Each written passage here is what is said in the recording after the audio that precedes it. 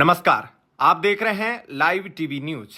राजनीति में सुर्खियों में बने रहने और प्रतिद्वंदियों को घेरने की होड़ अक्सर तथ्यों को पीछे छोड़ देती है। ऐसा ही एक ताजा मामला सामने आया है कांग्रेस के वरिष्ठ नेता पवन खेड़ा के एक सोशल मीडिया पोस्ट के बाद। पवन खेड़ा ने मीडिया रिपोर्ट्स का हवाला देते हुए केंद्र सरकार पर एक बेहद गंभीर आरोप लगाया। आरोप यह था कि सरकार ने ऑपरेशन सिंदूर में सर्वोच्च बलिदान देने वाले देश के 6 जाबांजों के नाम 1 साल तक देश से छुपा कर रखे। लेकिन इन दावों की गहराई से पड़ताल की तो रक्षा मंत्रालय, भारतीय सेना और वायुसेना के आधिकारिक दस्तावेजों ने कुछ और ही कहानी बयां की। आज की इस विशेष रिपोर्ट में हम आपको बिना किसी राजनीतिक रंग के सीधे तथ्यों के साथ बताएंगे कि इस पूरे विवाद का सच क्या है। मामले की शुरुआत तब हुई जब कांग्रेस नेता पवन खेड़ा ने सोशल मीडिया पर उन 6 वीर जवानों की सूची साझा की जिन्होंने मई 2025 में हुए ऑपरेशन सिंदूर के दौरान अपनी शहादत दी थी। इन नामों में शामिल है सूबेदार मेजर पवन कुमार, राइफलमैन सुनील कुमार वीर चक्र, लांस नायक दिनेश कुमार, एविएशन टेक्नीशियन मुरली नायक, हवलदार सुनील कुमार सिंह, सार्जेंट सुरेंद्र कुमार, वायुसेना पदक। पवन खेड़ा ने सरकार पर तीखा हमला बोलते हुए लिखा कि इन बहादुर बेटों ने पहलगाम हमले के बाद देश के सम्मान की रक्षा करते हुए अपने प्राण न्योछावर किए। उन्होंने सवाल उठाया कि जो सरकार खुद को राष्ट्रवाद और तिरंगे में लपेटती है, उसने पूरे 1 साल तक इन नायकों की शहादत को देश से छुपाकर क्यों रखा। हाल ही में सरकार द्वारा इन नामों को नई दिल्ली स्थित राष्ट्रीय युद्ध स्मारक की आधिकारिक दीवार और वेबसाइट पर दर्ज कराया गया, जिसे विपक्षी नेताओं और कुछ मीडिया रिपोर्ट्स ने पहली बार नाम सार्वजनिक होने के तौर पर पेश कर दिया।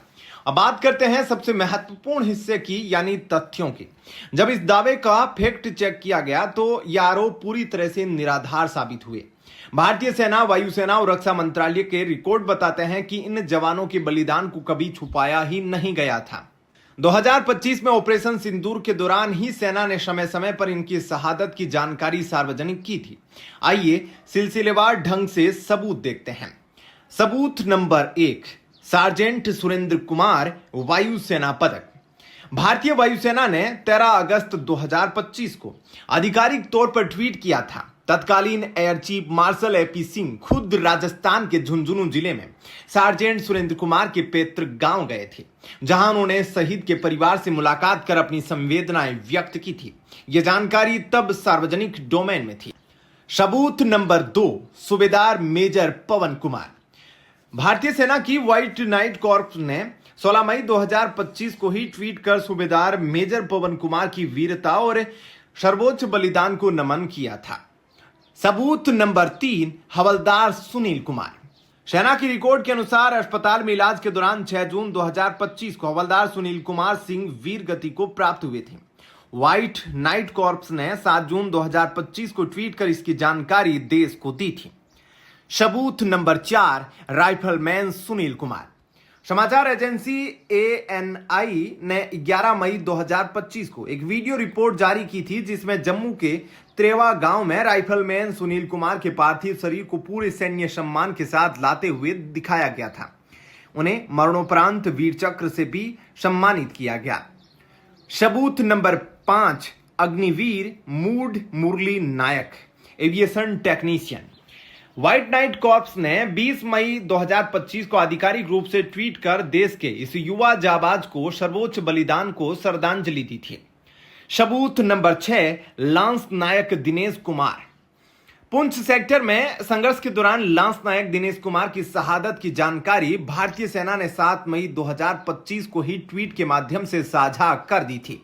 इन सभी साक्ष्यों से यह स्पष्ट है कि शहादत के तुरंत बाद ही, यानी साल 2025 में, सभी 6 वीरों के नाम और उनकी वीरता की गाथा पूरे देश के सामने आ चुकी थी। तो फिर अब नया क्या हुआ? दरअसल ये भारतीय सेना और रक्षा मंत्रालय की एक तय प्रशासनिक प्रक्रिया है। जब कोई सैनिक शहीद होता है तो उसकी शहादत की पुष्टि और आधिकारिक कागजी कार्रवाई के बाद एक तय समय अंतराल पर उनके नामों को राष्ट्रीय युद्ध स्मारक की वास्तविक और डिजिटल दीवारों पर हमेशा के लिए अंकित किया जाता है। सरकार ने इसी सामान्य प्रक्रिया के तहत इन नामों को स्मारक पर दर्ज किया है। जिसे गलत व्याख्या के साथ राजनीति का जरिया बना दिया गया। इस पूरी पड़ताल से यह साफ है कि देश की सुरक्षा और सैनिकों की शहादत जैसे संवेदनशील मुद्दों पर जल्दबाजी में बिना तथ्यों को परखे बयानबाजी करना कितना भ्रामक हो सकता है। हेडलाइन बटोरने की राजनीति में अगर बुनियादी सोशल मीडिया हैंडल्स और रक्षा मंत्रालय के रिकॉर्ड्स की जांच कर ली जाती तो शायद इस तरह की गलतफहमी और विवाद से बचा जा सकता था। लोकतंत्र में सरकार से सवाल पूछना विपक्ष का अधिकार है, लेकिन जब बात राष्ट्र की सुरक्षा और वीर शहीदों के सम्मान की हो तथ्यों की सत्यता सबसे ऊपर होनी चाहिए। इस पूरे मामले पर आपकी क्या राय है, हमें कमेंट सेक्शन में जरूर बताएं। देश और समाज से जुड़ी ऐसी ही तथ्यात्मक रिपोर्ट्स देखते रहने के लिए लाइव टीवी न्यूज वीडियो को लाइक और शेयर करना न भूले। धन्यवाद।